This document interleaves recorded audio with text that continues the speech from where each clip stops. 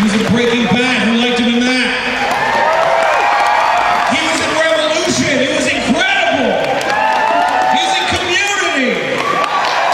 Ladies and gentlemen, one of my favorite actors in the world, Giancarlo Esposito!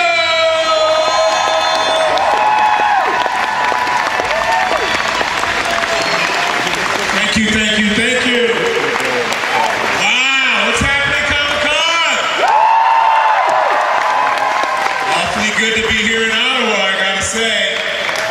Even though it's a little bit overcast today, it's still a beautiful city. Thank you for coming out. What is happening? Got a lot of folks out here for our first night. Thank you for watching what I do. I love what I do. I love Breaking Bad. Playing one of the greatest badasses in the whole wide world. I certainly love Tom Neville. Flying off the handle in Revolution, killing everyone I can. And Once Upon a Time is also a great show for the young people. I gotta say I love that as well. So I'm eager to hear what you think about some of these shows and what questions you may have. You know, I've been acting for a long time and I really love what I do, and I'm always in gratitude for the experience of being able to actually apply my craft, to do what I love to do. I tickle myself every day I go to the set. Every day I have the opportunity to work in front of the camera. I know that some of you folks may be in the entertainment industry, others may be artists. Some of you may do completely other things and come out to the Comic-Con to be able to connect with each other over some of the great shows throughout the years that you admire and that you love and that have inspired you. And that's what I like to see, and it's also what I like to talk about. How we're inspired by entertainment, what gets us moving, what gives us the opportunity to dive into our imaginations and allows us to be impressed by what we see, and then from that it inspires us to be creative in our own lives and to have the ability, again, some of you may be artists, to put that paintbrush to the canvas, to put that ink pen to drawing something, or even just to putting the pen to paper and writing your own script, your own screenplay, your own television show that may one day be seen by the likes of all of the folks that you're connecting with here at Comic-Con. And even if it's not that, Comic-Con gives you the experience of connecting and bonding over the shows you love, the artists you love, the actors you love, the comic book characters that you love. And it's a way of celebration and enjoying what we do and what we love to do in the entertainment business. So thank you all for coming out. Give yourself a great big hand.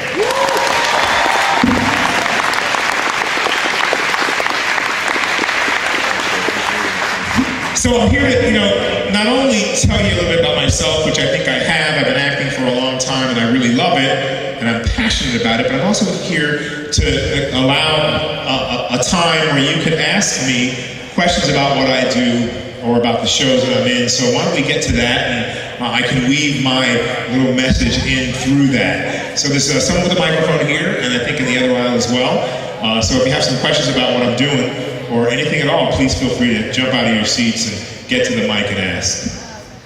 Where'd you get that t-shirt? Boyos!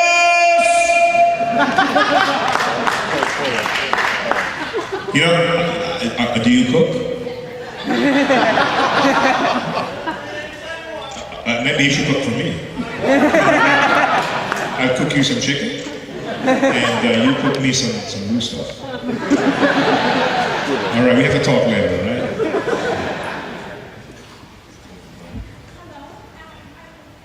Your mic is not working. No one can hear you. Hi, I'm a fan of your work. The one thing that really intrigued me is how Tom Neville and Gus are both kind of psychopathic in their behavior. And I was wondering, because that's something that's very intense, I'm wondering how it is that you prepared for those kinds of roles. Like, did you do kind of research into psychopathy or like other techniques that you may have done? You just call me a psychopath? In front of the whole room. I'm gonna have to come and see you later. First of all, what I think was successful about Breaking Bad was that the character of Gus was so very cool and very dropped and laid back and gave money to the fund and was an upstanding member of the community. And one thing I loved about him was that he was hiding in plain sight. And I think he's very calculated, and he was basically a businessman who could have been peddling toothpaste. He had a great amount of respect for the people who worked for him, and I think part of his psychosis came out of protecting the organization. Certainly in Box Cutter 401, he was protecting all of his people when he killed Victor, because Victor exposed the family and had been seen. Tom Neville is a guy who was a mild-mannered insurance agent who was stepped on and who had to learn how to become a soldier and a survivalist and a killer and a protector of many people. So I think the success of some of my characters I create is that there's no black or white, good or evil. They may be evil at one point more than they are another. They may be more psychopathic at some points than they are at other points. But I think they're very different. Tom really flies off the handle and when he needs to, but he's excellent at taking care of people and protecting the folks he needs to protect. So as an actor, you become partly a psychologist in many ways because you're studying other human beings, you become an observer of people. And I see people every day in my life that something about them, whether it's the way they move or the way they talk, gives me the gift of weaving that into maybe a character I might play in the future. We're living in a world where technology is taken over, and we spend a lot of time right here on our cell phone or in our computer, and we don't spend time here with each other, right? So we lose the ability of our own natural traits. So if I close my eyes right now, I can tell you exactly what you're wearing. I can tell you what your eye color is because I'm paying attention. Right? I'm present with you. I really like your pin of your scorpion on your jacket or whatever that is. From here, my eyes are getting bad. It's from Supernatural. There you go. When we start to develop that again, how to really see each other clearly and how to be looking and present, then we start to really link up with each other again and we start to have a different sense of who we are as human beings. So that's a long answer for a very short question. However, I think it's important to understand that to not lose this connection. And that's part of the reason why I come to Comic-Cons, and that's part of the reason why I still love what I do. Because I'm very connected to it, and I pay a lot of attention to it. And what your intention is shows. The way I do my homework is very, very particular. And I guess you see it in my work, so thank you for making that comment. And you're very lucky, very, very lucky I don't have a box cutter with me, because anyone who calls me a psychopath deserves to have their throat slit. Like that? Perfect. Hi there. I just wanted to say that you are my favorite actor on Breaking Bad and on Revolution, and it's a pleasure to be here with you today. Thank you very much. My question is the death scene in Breaking Bad. It was so fitting of the way the character went about his way, and I was just wondering, did you have any input on that scene? Yes, I did. It was after Box Cutter in 401. You didn't see me in 402 of Breaking Bad. I came back in 403. And it was at that point that Vince Gilligan called me in his office and to talk. And he didn't hang out in Albuquerque. He writes from California. He comes down to Albuquerque when we were doing the show and has to the set, and he has a little office there. So I got a message, our trailers are in the back of the studio. Vince would like to see me in his office, and I said, oh man, this cannot be good. It could be bad for him. So I walk in his office and he says, sit down on the couch. I sit down on the couch, he sits down, we start chit-chat, paddywhack, chit-chat, paddywhack. And he gets up and he gets up and he goes, let me close the door. And I said, hey, no, you don't close the door. Sit down. Okay. And he sits back down and we keep talking. So when am I going to direct an episode, which never happened, and have you watched my movie I made yet? I made a movie called Gospel Hill in 2008. and I gave it to him as a sample. It's a very good movie. Never happened. Then he gets back up again and he starts to come around his desk. I said, what did I tell you, man? I said, Vince, I told you. Don't close the door, sit down.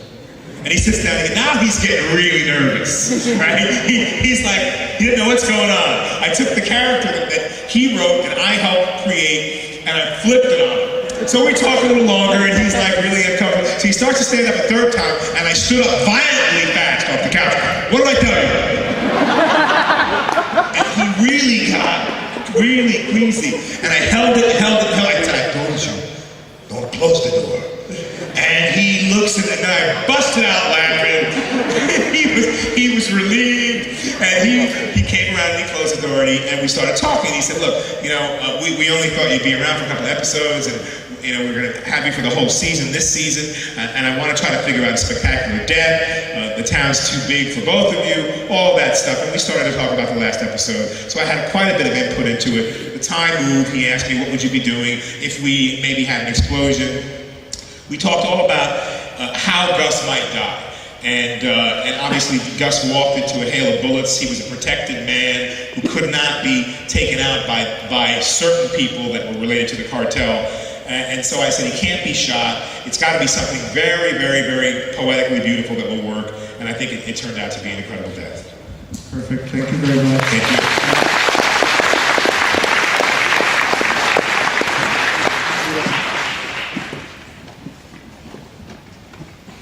Boyos!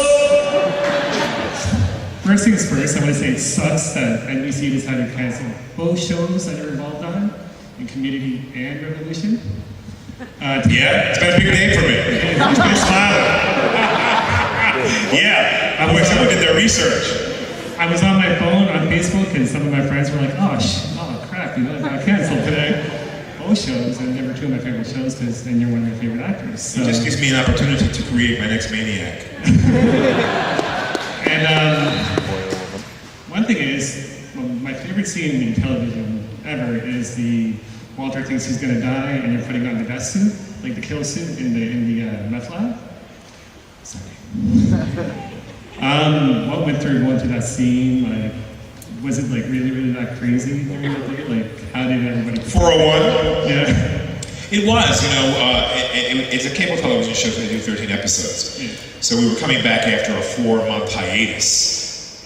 And people were just getting back. We had new department heads in certain areas, so everyone was trying to find what they were doing, and there was a bit of chaos in the set, which doesn't bother me. When chaos happens, I get calmer, and I stay away from the chaos. So if there was chaos in this room, I wouldn't be here in the middle of it. I would be on the side, observing, keeping myself calm, figuring out where the hell the exit was. Staying away from other people so I didn't get trampled. So that was sort of how I felt that day, and I was really focused on what I had to do. I don't know if any of you know a playwright named Harold Pinter. Harold Pinter's a great playwright who writes a lot of space. See, what we're used to in life is being bombarded by our phones, by our computers, by big television sets in the airport. You can't even walk into a store without loud music blasting because they predetermine what might help you shop. They think they know me. They don't know me because I can't stand to be in a mall because there's a blaring music trying to supposedly entertain me when it's really just annoying me. And it chases me out of your store. So, again, we're bombarded with all of this imagery of how we're supposed to look and what makes us should make us feel good about ourselves. What are those images that the media wants us to glom onto so that I go and buy that t-shirt or that shirt or that tie? So I recognize this, and I recognize there's very little space for what? Silence. When do we get connected to each other and ourselves? It's through silence. Pausing to let you catch up with what I'm talking about. Pausing to allow myself to catch up with my thoughts. To express myself more deeply is to be able to be clearer, have more clarity, and to be concise. So before I run out and spend all my money at the mall, I think about what I want my spring wardrobe to look like. what do I want to look like? And then I go and I'm very specific about what I choose. But I'm guided by asking the question, by the application. I need these clothes for my star ceremony, which I had last week. I got my star on the Hollywood Walk of Fame. So allow yourself space, time, a moment of silence to catch up with yourself so that you can be better for everyone else. Thanks for your question. It's a two-part question. Well, the second part then, would you possibly be on Better Call Saul when it comes on? I don't know, I'm on the fence. Again, to make decisions out of, I'm free and open, baby. What a day, I'm finally out of Central Jail. Part of being on a television show is you're creating the same character over and over and over again every day for 8 months, then you get a break. What I love is film, because you're creating a new character and you are doing it in a more particular way. It's not as fast, you take more time doing it. And you're able to do that for 2 months, and it's done. And it's on the big screen, the big silver screen. Saul, I don't know what that show is going to be. They've asked me if I would come out and make an appearance. Would I love to do it for all of you fans and for myself? Yes. But should Gus make an appearance on a show about Saul? Doesn't really excite me, because Gus is iconic. People call me Gus on the street. Right? So, would I bring him back? I would consider it, but I wouldn't go back for one episode. I probably wouldn't even go back for 2, because I would want your vision of who Gus is to live on forever as is. For me, he's done. Anything else would be tagging on to what the greatness that's already been shown to all of you. If it were a show that was about the rise of Gus, I might consider it. I might consider doing 13 episodes about Gus's life before you met him on Breaking Bad. That might be something I would consider, but that would have to be an option for Vince. But I'd love to honor all of you and honor Vince Gilligan and Bryan Cranston and Aaron Paul and the memory of what the show was. But part of me is what I said to Spike Lee when he asked me to come back and reprieve the character of Bugging Out and do the right thing. I told him no. I wouldn't do it because Bugging Out was done. He became such an iconic character, I would not go back and take anything away from him. Part of me feels the same way about Better Call Saul.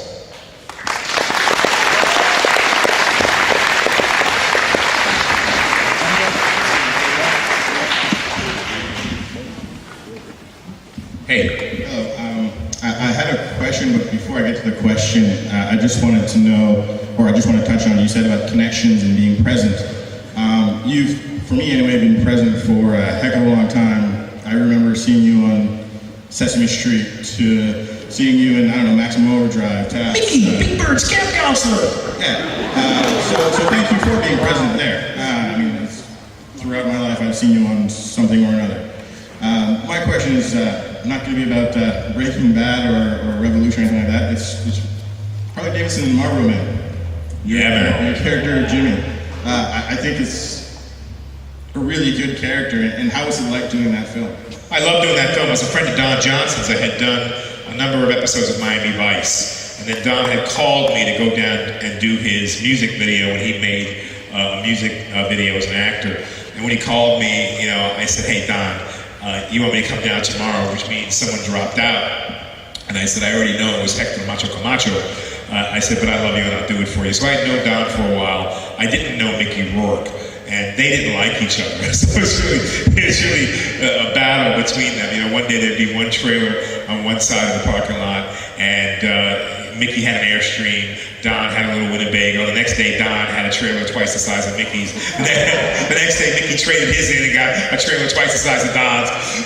But it was a special movie for me for a couple of things, because as actors, we try to create characters that connect with maybe some characters that you all know, or some real life people. And that guy, happened to love Jimi Hendrix. I sort of fashioned that character after Jimi Hendrix, and I bought all my own wardrobe. I really took it seriously, and I had a great time making the movie. Mickey, began to like me. When I went and we did the first read through of the script, first scene we were doing, Mickey, and I had been told this by Lawrence Fishburne, that be careful of Mickey, because he's really a hellion. And he just looked at me And while we were reading the scene with 3 or 4 actors, he just walked around me, just circled me like a dog, like he was sniffing me. And he stared at me, like literally stared at me. And I knew he was doing it, so I didn't even look at him. I let him just walk all the way around me. Then he walks up to me and goes, I want to ask you something. Like right in my ear, his face is right here. Is that your own wardrobe? And I said, yeah, it's my own wardrobe. He says, I like that. I like you.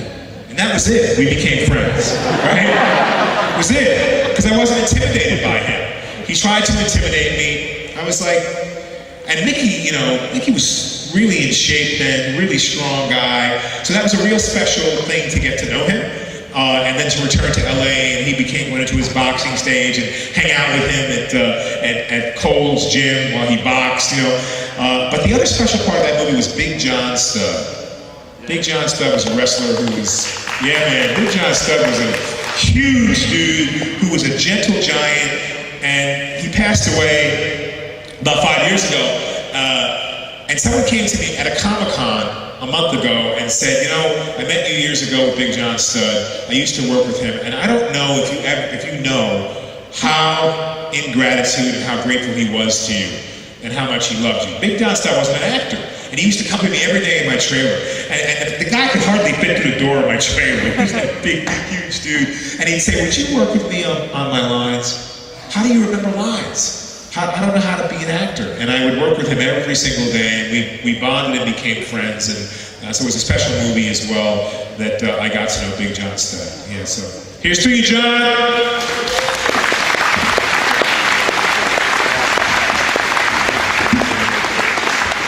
Gosh, everyone in Canada is so polite, I mean, everyone just stays in their seat, they raise their hand, they don't even get out of their seat to get to the microphone until the last person is finished. It's so lovely. Hi, how are you? I'm well, thank you. That's good. Just catching up on Revolution myself. Missed the last episode, but that's... You gotta see it, I heard I was great, I missed it too. I'll take your word for it for now, but I've got it at home. Anyways, my question is, the second last episode I saw, you were lost in, not really lost, but you were helping Charlie get back to her camp. Now, I know most of these scripts are written out, and you alluded earlier that you have some creativity to what's being spoken or wearing. Now, in this particular scene, you ask her about her butt. You ask Tracy about her butt because of the relation to Jason. Did you have any ad-libbing to that, or was it purely... You sure I asked like candy? That's exactly it. Sweet like candy. Like, what? I didn't write that, man. That was, the writers wrote that. I did not improvise. I rarely do unless I find the need for it. Actors love to act, and we would love to improvise forever. I'm very good at it, but I like to respect what the writers write. It's important to me. What a poet... So you have Shakespeare, right? You have Tennessee Williams. You have Harold Pinter, I mentioned earlier. You have great writers even today. I would never want to take their words and assume I could change them. Because I come from the theater and have done Shakespeare and have done Brecht and Greek tragedy, Sophocles plays, how do you change that? You don't change that. So the writer's words are very important to me. What Vince Gilligan wrote for Gus is important to me. And I would never want to change that or assume I could make it better, because then it changes the intention of what the writer intended. So I always consult with a writer before I would want to think that I could write better than they can. However, on a television show, you have a team of writers who come and go, and some are better than others. And it's important on a television show, after you've done like Revolution, I've done 40-something episodes of the show. So by that time, I know what the character would do or say. And if something that they've written doesn't link up with what seems organically real for the character that I have been playing for a couple of years, then I have to say something and try to make changes that are commensurate with what is dictated by Tom Neville or by Gustavo Fring. Thank you. You're welcome.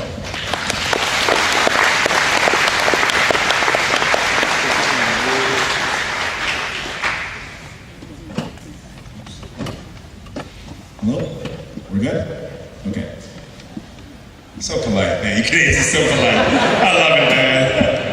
First and foremost, thank you so much for coming to Ottawa. It's an absolute pleasure. Yeah, man. I like it here. I've been to a lot of parts of Canada. I've worked in Vancouver, just came from Calgary. Once upon a time I shot in Vancouver. I love Toronto. I love Montreal. I know a lot of folks came over from Montreal, but I really like Ottawa from what I've seen for the last couple hours. So. Okay, well that's all I had tonight. Okay, no. I'm sitting over here, and in my mind, I know that you've been coming, and I'm trying to formulate the question, and then I'm thinking to myself, why is my heart beating so fast? And I realize it's because I'm standing in front of a legend. I want to correct you, sir, when you say that Gustavo was an icon. You're an icon. When you go through and you look at the body of work that you've done, you know, and I look at you and you look fantastic. The body of work that you've done, you think that you were 400. So clearly, black don't crack. Now.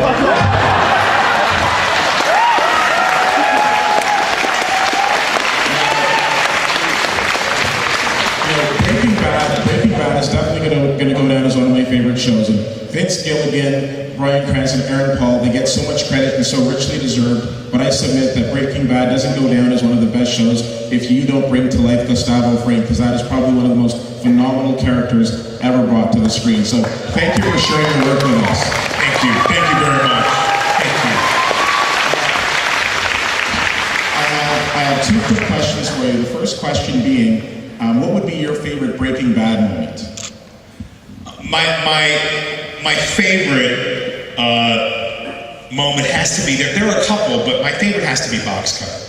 I think for an actor to be able to portray a character is a challenge enough that is very different than they are.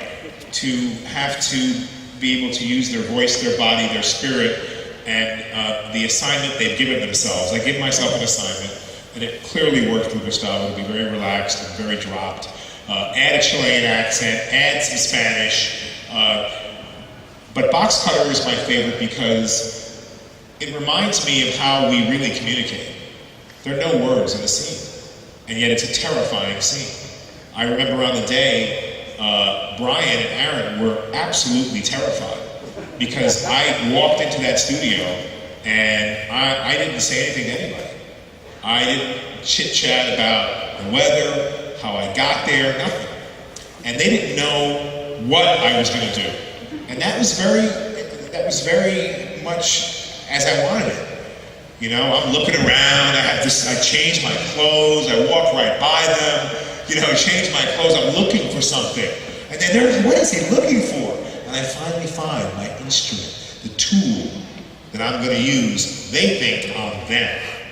So it was a very well set up scene, but why I love it is because I had to do everything with my body, with my eyes, with my attitude, with my emotion. And that to me became my favorite moment ever.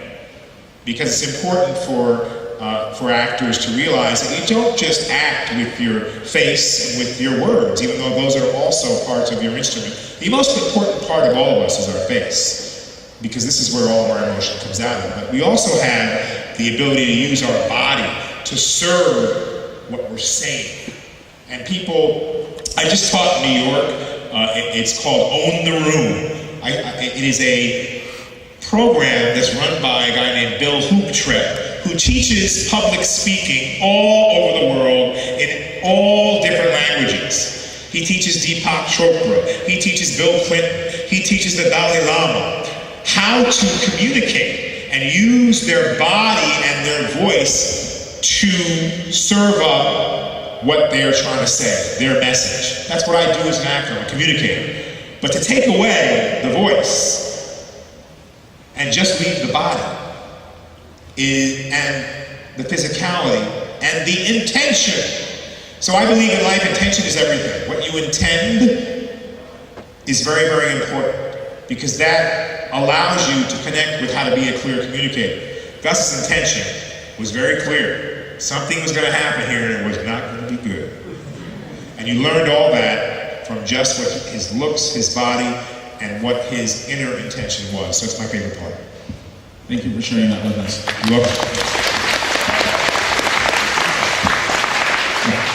You're My second question is, again, we've talked about the phenomenal acting that you've done. I wanted to talk very briefly about a music video that you appeared in, I believe in the mid-90s, for an artist, a French artist by the name of Mylène Farmer.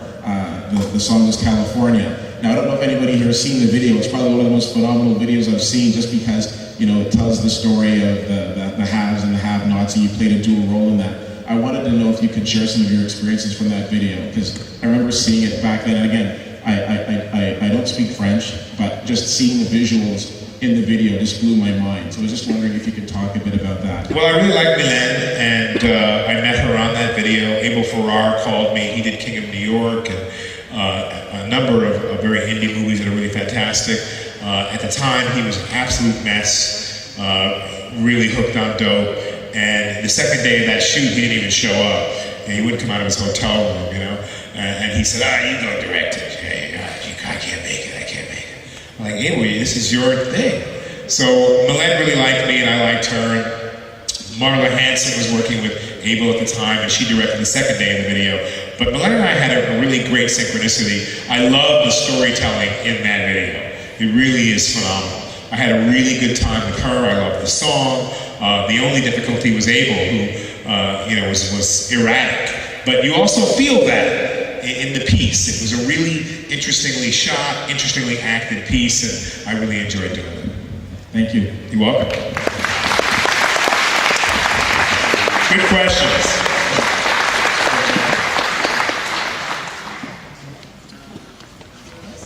Hello? Hi.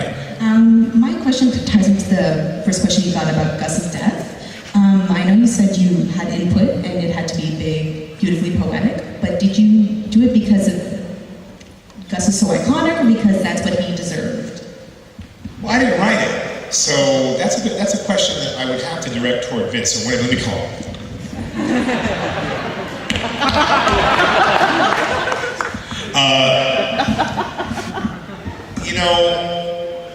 I don't know that Gus deserved that.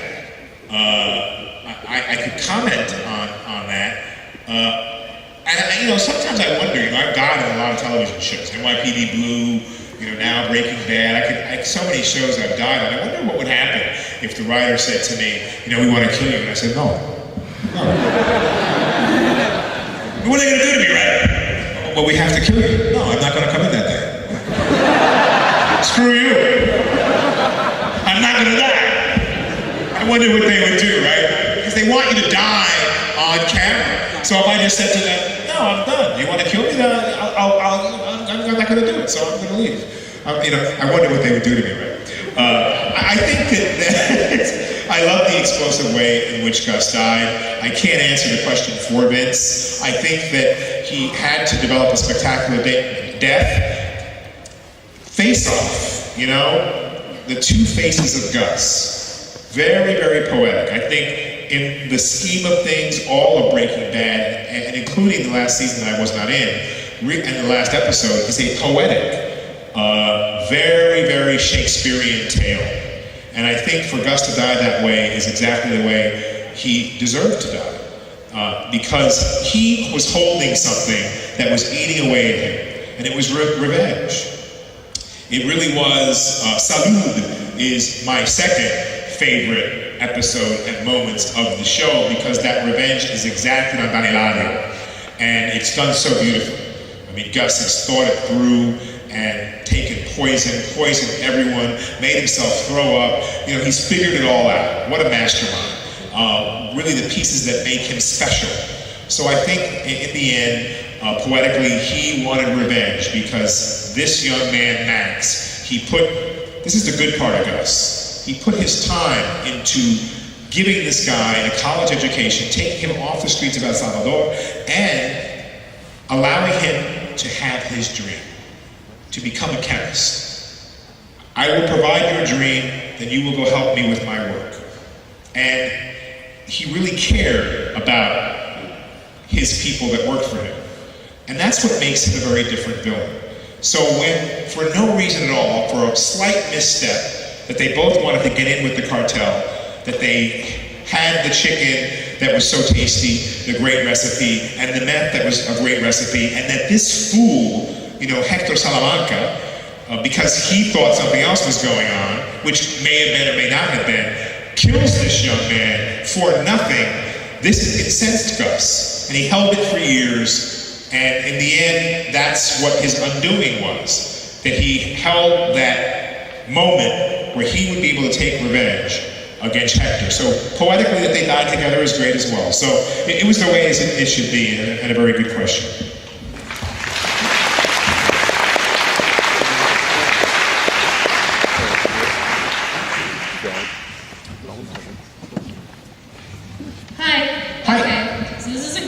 Artistic actory question, even though I'm going to filmmaking school next year, and so that's kind of, Breaking Bad's kind of influence of it. My dad was like telling the teachers, they're like, oh, my daughter wants to make the next Breaking Bad, so like, how does she do that? I'm like, duh. Okay, anyways. Watch the show. I mean, it's all there. Sorry. So Bryan Cranston and Aaron Paul are very like when you see them at award shows, they're very like jokey, fooling around guys. Do you have any stories about fooling around on the set? Even though it's like a very serious tone show, like do you have any things about like fooling around? I don't fuck around.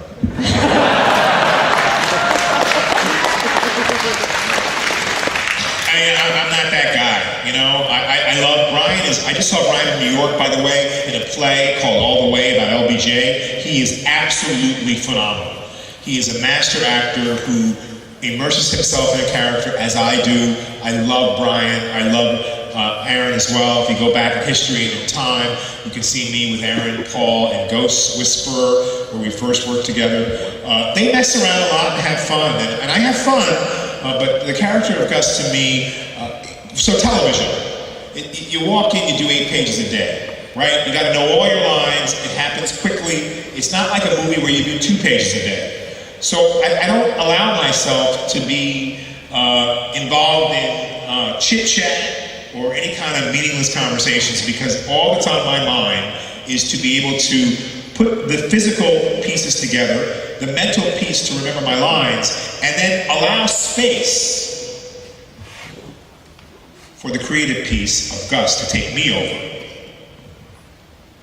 That takes space, it takes time, it takes thought, it takes spirit. So I leave that space so that Gus can enter me. Put all the pieces together. That's why you didn't see Gus acting. That's why you don't see me act in any role. I asked that character come and take me over while I'm doing it. So I wish I could tell you all the jokey stories, but I mean, there was one day I put on a chicken outfit for all those guys in between changing sets because I thought it was appropriate, you know? I mean, I really got into it. I'm selling chicken. I'm not a meth guy. I'm just, you know. Look, is everything to your satisfaction? Can I get you a refill? I mean, this is the guy. That's the real guy. What can I get for you? Is the chicken okay? You need another napkin? You know, that's really the guy. Once I had that guy, then I had the other guy. And that is what works for me. Thank you very much. You're welcome.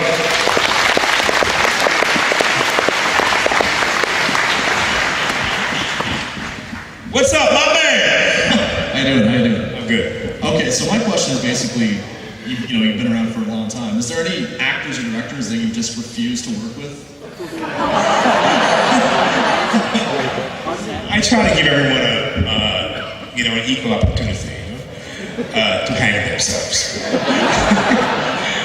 Directors in particular, they want to. Some of them are just good at what they do.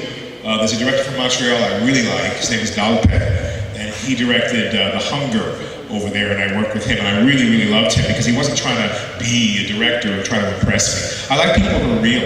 I'm a real guy. So if you come at me and you're trying to impress me or trying to show that you're a good director, you're not a good director to me at all. The great directors are just people who really, they have a big puzzle to put together. And you as an actor are only a part of that bigger puzzle. You're trying to serve up the overall story of your movie or television show. So you have to, there's a lot of moving pieces. But so far I've had no director, I've had many directors I haven't liked, but I respect people. And so I try to give everyone the benefit of the doubt. If you are particularly a bad director and you're directing me in the wrong way, I give you enough room and then I finally go, no, I disagree with you and I'm going to do it this way. I'll give you an example. Getting on the set of a TV show or movie, whatever else, the first thing you do is you stand around in a circle with all the actors and you read the material, which exists in a shrunken sides of the pages of the scene. And normally I get out there and I don't have the sides because I know the scene. I know what everybody's saying, where my cue is, and what's expected of me. And so some directors, you get into a TV situation because TV moves fast, I mentioned that earlier, and they see it like this. Okay, you go over here, you're gonna say your line, you're gonna move this way, you're gonna say your line, you're gonna move this way, and I say, oh, can we just wait a minute? I'm not even moving yet. Can we just stand in a circle and read the words? And then we read the words, and the director, okay, now will you go over there? No, can we wait a minute? Very respectfully, I say, can you just stand there and let us read the scene and see where our gut takes us. See where I have to feel on a set when I'm speaking words. I've got to feel where to go. I know where to go. And if it doesn't work for you, then we can make some adjustments. The directors always look at me because I've been doing this a long time. I want to be organic, I want to be real. It's going to work better for the director if he allows me to take this process, and it's going to work better for me. So, no director I've completely refused to work with, but some that I just look at and I go, you again, oh my God. But most directors, I like them if they have thought it out. I've directed a movie, so I'm the director. And I do a lot of work for my characters. And if you come on the set as a director and you haven't done your homework, I know it. And then I can't really respect you. That's your job, you know? And if you are a good director, you've done your homework, you may know where you think you want people to go, but you never tell them that. Why would you tell someone that? It's like being the director. I'm gonna tell you what to do. If you're a really good director, you let them read it, you let them walk around, you look at it, and you go, can I suggest? That's how it is in life. That's how we should be in life. It's the positive. Tell you what works first. Wow, that move really worked. But when you come back, can I suggest you just come a little downstage or walk around the table, see if you feel that. It's encouraging people to be their best selves. It's encouraging people to use their instinct, not to be cut off from their instinct. That's a great director. He sees it. Well, I really like that. This is one moment where you say those powerful words. If you could be back behind your desk for that, it just feels like it might knit it together. Try it. Let's see if it works. That's a great director. And then he sees you do it and goes, you know what? I thought it would work, but actually it doesn't. Because when you're behind your desk, it cuts off your physical power. So I was wrong. So I'd like you to do it the way you did it the first time. It felt better. That's a great director. So we all in our lives, what we do, no matter what we do, entertainment, directing, work in an office, we work with people. We work with human beings who have been educated, who have creative juices, who have instincts, just like we do. And it's important to honor that. I may have been doing what I do for 50 years, 48 years, or whatever it is now. But still, there are new ideas. There's fresh attitudes that I respect. And if you're paying attention and you're interactive, you will understand that people are absolutely creatively wonderful and amazing. Every single one of you in this room. Organically different, have something else to offer. This is what the beauty of life is. And when you bring that to your relationships with other people, it just creates this great music. You're listening, you're honoring, you're looking, you're taking them in. We all have something really beautiful to offer this world, no matter what we do. And for us to be on that, I completely start from the same playing field. I look at people with respect, I treat them with respect, and I want to hear what their story is. All of us have a story, and the world is begging to hear that story. Either on the big screen, or on the small page, or on television, or in a book, or even just as a oral story to be told to benefit your journey. I hear your story, it benefits my journey. We used to not have television or computers. We used to sit around in circles and we would hear stories of our ancestors. Stories that spoke of courage. Stories that spoke of challenge. Stories that spoke of tragedy and triumph. And we heard them and our imaginations worked. And then we could imagine what it was like to live 40, 50 years ago, 100, 200 years ago, what those challenges were. All of those stories became cultural, and they migrated from one family member to another. And they help us to understand who we really are. And I think it's really important for us to get back to some of those stories, to be able to communicate on all different levels for what they have in their inspirational telling to give us. Wow. Thanks.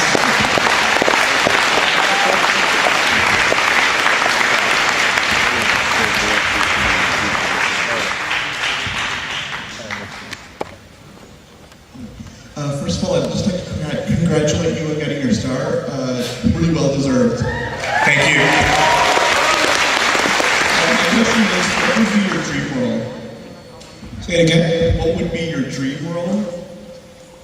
My dream world would be a world without war. No, role as in character.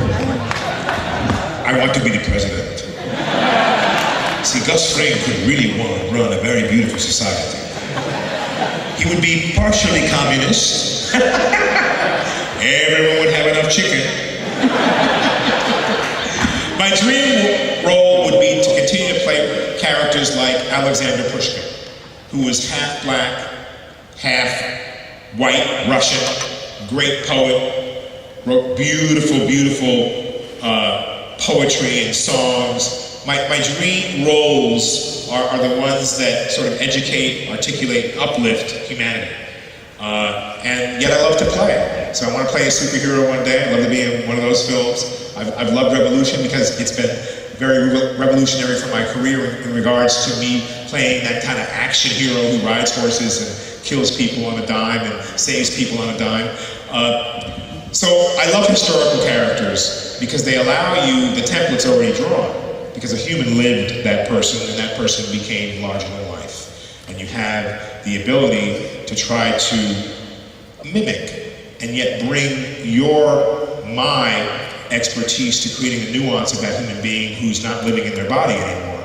I'm just beginning. I have a lot more films to do. I pray I have the time and I have the energy, and I'm blessed with the offers of those roles to play more of characters like possibly Pushkin, maybe one day Martin Luther King, to tell stories through in that way is like Brian's on Broadway doing LBJ. And I think it's pretty phenomenal, the job he does. He changes his whole body to be this guy. And to tell truthful stories about historical characters who actually lived and did something for all of us in America, and even here in Canada, I think is a great opportunity for great actors. Thank you very much. Thank you. Ladies and gentlemen,